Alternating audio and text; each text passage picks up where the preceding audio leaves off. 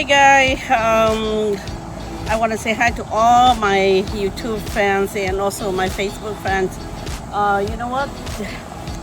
In the last couple of days, we have a little problem about the place that we're cooking, and right now we have no place to put the stove outside. So today, I want to get some couple wood right there, and I want to build that the little cover kitchen. I don't know what you call, but the little cover things to cover the stove to make sure when the rain come, it don't hit. Okay, right next to my canopy, right there, right.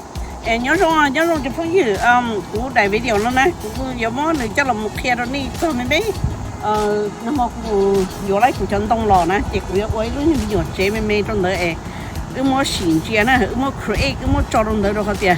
It's easier when you're doing cooking outside nè tao có cook outside chị như chứ anh nhàng garlic ba đẹp ba kim muốn nó nè chị. I want the kitchen so bad outside, but I don't want a real kitchen. I just want something that I can put the stove, the gas stove, right there, and easy to cook.